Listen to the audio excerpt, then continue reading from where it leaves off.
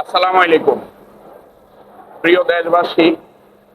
আজকে আমি একজন গার্মেন্টস শ্রমিক হিসাবে আপনাদের সামনে কিছু কথা বলার জন্য উপস্থিত হলাম। কথা হলো, আজকে স্বাধীনতার 56 বছর হয়ে গেল, 55-56 বছর। বাংলাদেশের আজকে যে করুণ অবস্থা আপনারা দেখেন। আমি যতটুকু শুনছি, আমাদের প্রেসিডেন্ট জিয়াউর রহমান মালয়েশিয়া বিমানবন্দর থেকে রিটার্ন চলে আসছে। ওনাদের নাকি পরিবেশ ভালো ছিল না। এবং সিঙ্গাপুরের অবস্থা দেখেন, ওনাদেরও দেশ স্বাধীন হয়েছে,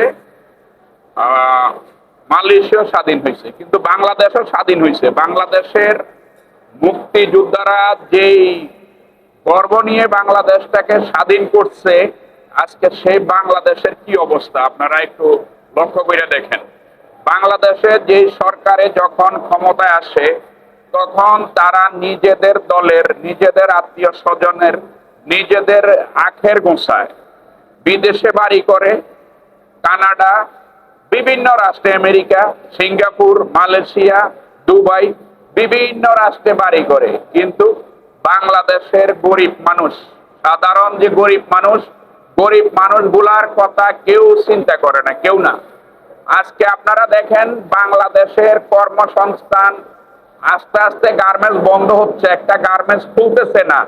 বাংলাদেশে কর্মসংস্থান বাড়তেছে না। বাংলাদেশের মানুষ দিন দিন বেকার হচ্ছে। বেকার হয়ে কি করতেছে? চুরি করতেছে, ছিনতাই করতেছে, বিভিন্ন রকম অসামাজিক কামে লিপ্ত হচ্ছে। এরপরে বাংলাদেশের মানুষ ভিক্ষা করতেছে। বেশিরভাগ আপনার কর্মসংস্থান না থাকার কারণে ভিক্ষা করতেছে।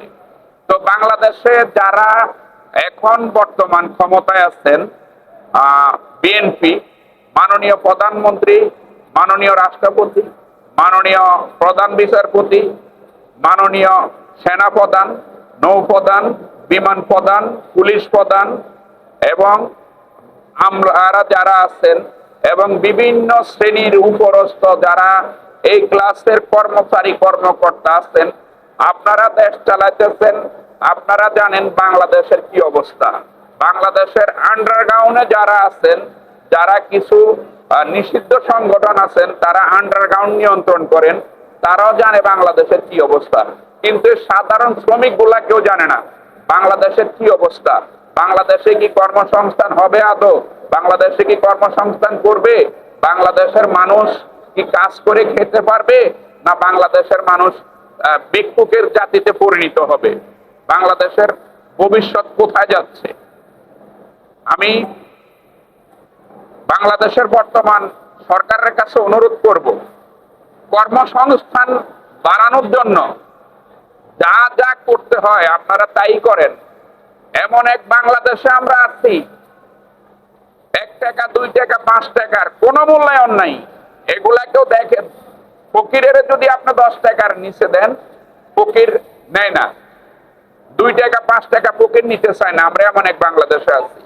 তাহলে বাংলাদেশে যদি কর্মসংস্থান না হয়, ভিক্ষা ভিক্ষা ভিক্ষা আর হইল কিছু অসামাজিক কাজ এবং মাদক ব্যবসায়ী, সব কিছু মিলাইয়া বাংলাদেশটাকে আমরা বর্তমানে একটা খুব কঠিন পরিস্থিতিতে আছি।